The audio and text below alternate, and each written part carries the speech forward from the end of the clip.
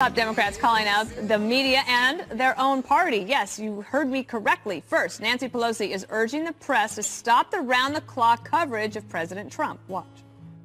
I wish that the press would spend a lot more time on what we need to do here to meet the needs of the American people instead of morning, noon, and night allegations against the president. I think you'd have more viewers or readers if it would address concerns that people have rather than just this ongoing coverage of what's current with the president from one day to the next. And outgoing Missouri Senator Claire McCaskill is telling Democrats to stop focusing so much on gender politics. I think one of the mistakes that we make as a party is spending too much time talking about the gender thing. You know, we are a party of all kinds of people. And, you know, white working class men have traditionally been a huge part of our party. We have lost a lot of them. And one of those reasons is we've had a tendency to talk maybe too much about gender. I'm going to see, Greg, do you want? Well, I always agree. I always feel that identity politics is a divisive thing. Republicans aren't announcing, hey, we're the party of men, join us. Dems, however, do have some noted voices like Gillibrand saying, you know, we're the party of women. And I do think that even women get put off by, because I think it's patronizing.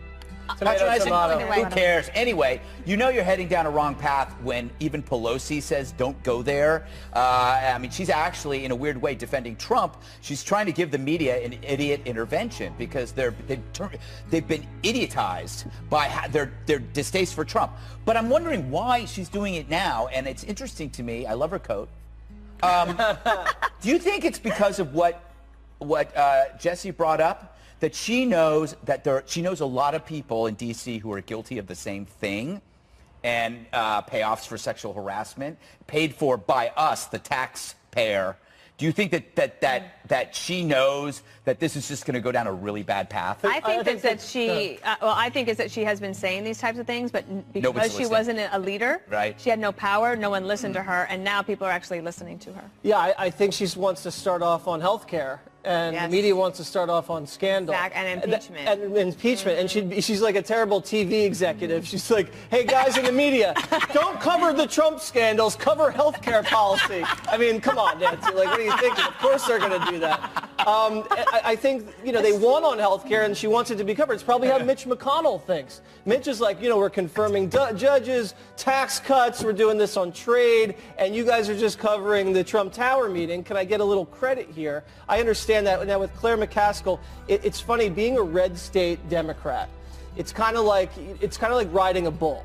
You're only going to be on for like one term, maybe 2 terms. 8 seconds. And the only reason you got there is either someone died, there's a major scandal, or like they nominated some guy, or appointed by the governor, or like some guy likes to date teenage girls. Like that's the only reason you're there.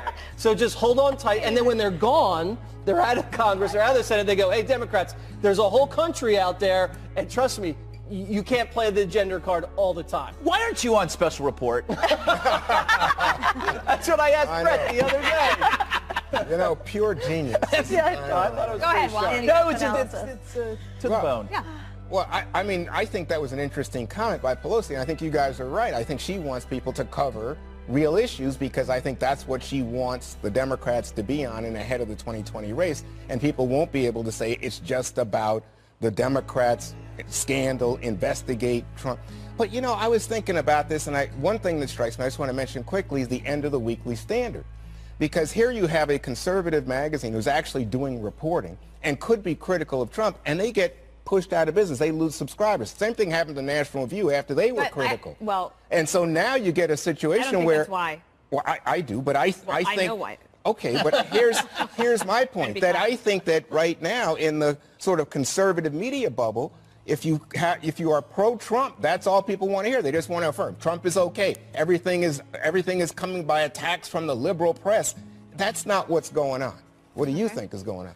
Well, my point was specifically about the Weekly Standard, which was a business decision. I don't think. Yeah, because they were losing subscribers. That's actually not it. Okay. But that's not what we're here to talk about. Emily, when Claire McCaskill is saying we've got to do something more, you can't just talk to women in the party, but do the Republicans also need to talk about women? I mean, they lost women in the 2018 midterm elections, and they've got some ground to make up. Yes, I think there was aggressive messaging by the left in the midterm elections towards women, but I think it would be more significant strides would be achieved if it wasn't so term specific. Like, that's when you lose everyone. That's when you alienate everyone that's not a woman, right? I went to a diversity event recently, but it was never called that. And the planner said that the whole commitment was for diversity and there was a certain percentage and whatever, but it was never, it was just a certain finance event. What was it called? The Great Gutfeld Show. So the point is that it allowed everyone to just relax rather than be confined to some type of, oh, I am this, and so I'm going to answer to this call. I respectfully disagree with your point about the conservative bubble, because I think there's a significant faction that isn't just a knee-jerk pro-Trump, that supporters in the conservative bubble. And then on the well, who would that Pelosi. be? I mean, do you want me to name names? Some people No, here. but I'm just saying that's what it looks like. I mean, by the way, on the point that you're making about the women thing, Yeah. there was I think it's a 23-point gender gap in the midterms, right? Mm-hmm. You look at what happened. I think there are like 30-something freshman Democratic women coming in the next Congress, and the Republicans lost. They went down from like 20 to 13. Well, I want to turn now to the ridiculous double standards President Trump is facing. This time, it's inauguration funding. Again, squeeze, squeeze, squeeze. This practice has never fallen under such scrutiny, how you fund the inauguration. But this supposed latest blockbuster investigation gives liberals the narrative that the walls are closing in, so the president has nowhere to turn, nowhere to go. Well, here's something you might not know. Back in 2013, special interests contributed 40%. That's almost half of the funds for Obama's second inauguration. Here with reaction is Ari Fleischer, former White House press secretary to Bush 43, and Robert Wolf, Obama mega donor, former economic advisor to his 2012 campaign, and someone who donated money to the 2012 inauguration for Barack Obama. Ari, is this scrutiny warranted, or is this a clear-cut case of a double standard here?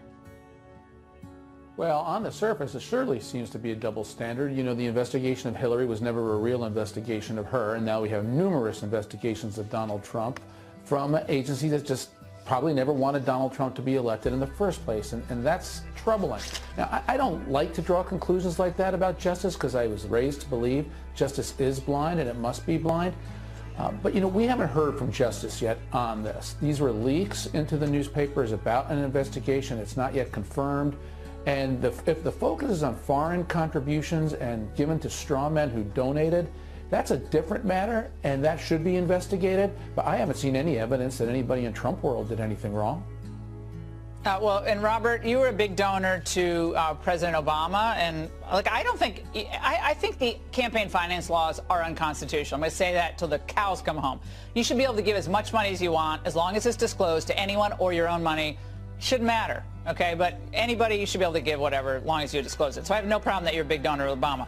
But Obama swore off special interests in the first inauguration, but then took corporate money, lobbyist money, teachers unions, all sorts of union money came to the campaign, came to the inauguration. Big deal. What's the difference here? Okay, so we should just take a step back. One, I think your premise is inaccurate on a double standard. Otherwise, George W. Bush took from the same type of people that Obama took in 2013. I don't think we're talking about corporate money here. I think to Ari's point, the whole idea is, were there foreign interests that gave, which is illegal? And secondly, Obama didn't have an Obama hotel, which is, there's a lot of scrutiny. So if you want to go back on where corporate interests started, I think in 2005, in the inauguration, Obama took from the same people that George W. Bush took. So I don't think it's about corporate. I think we're talking about, were any laws broken? And by the way, I'm not saying any laws were broken. I'm just saying I think that's what they're looking at. Not a fishing expedition. It's a complete fishing expedition. I'm going to tell you why. Because Hillary Clinton's foundation, Bill and Hillary Clinton's foundation, received money from Saudi Arabia, Kuwait, Qatar, Oman, Australia, Norway, Dominican Republic, Algeria. I don't know how much Algeria gave, but and you know, suddenly all that money starts drying up when Mrs. Clinton is no longer Secretary of State and she's no longer clearly going to be President of the United States. All that money went away. Now, do you think, Ari, that money was donated to the Clinton Foundation to get access? And can you imagine donors get access in the Obama world, or all the people going to these parties in Obama administration? They everyone's getting access. Welcome to Washington. I can't imagine why people don't want to continue to get access to Mrs. Clinton. Why did they stop giving money? Oh, I guess she's not running for anything anymore. Of course, Laura. But let me address a broad point here, and your guest made the point about the hotel. You know, one of the things that's just so unusual and different about Donald Trump, to his credit, is that he's a businessman. He came from a hotel industry. All the laws and all the rules are set up to make it easy for career politicians to stay in Congress, to stay in government, and therefore you never had a conflict because you don't own anything in the real world. Along comes business people, and it's almost impossible for them to run because people try to make a mountain out of nothing.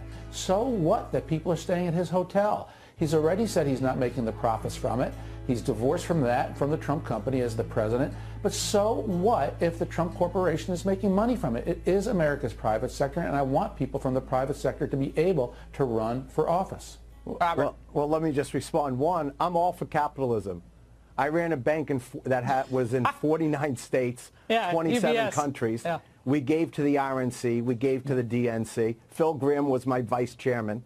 Okay, so I have no problem with Donald Trump doing amazingly well. Actually, UBS, did business with Donald Trump. We're talking about today, and we're talking about did the inauguration committee, do something illegal or not? And Laura, let me just finish. For someone, but there's nothing wrong with him spending money at his hotel. I didn't say that. By the way, am I saying anything's wrong with that? I'm saying that's what they're looking at. Well, you raised it. Well, you brought it up. You raised it many times. Wait a second. I raised it because it was on the front page of 2 papers. Well, yeah, that's another question. How did that happen to come out, given the fact that the inaugural committee itself, Tom Barrack, they've never heard of any investigation. They haven't been asked for any documents. They haven't been interviewed. I'm not and suddenly saying this is leaking out of the you... Southern District of New York. I find the Southern District of New York the most leaky federal prosecutor office in the country. They were outside my office for 5 years. I'm all there with you. You know, Stephanie Walkoff, keep that name front and center because her company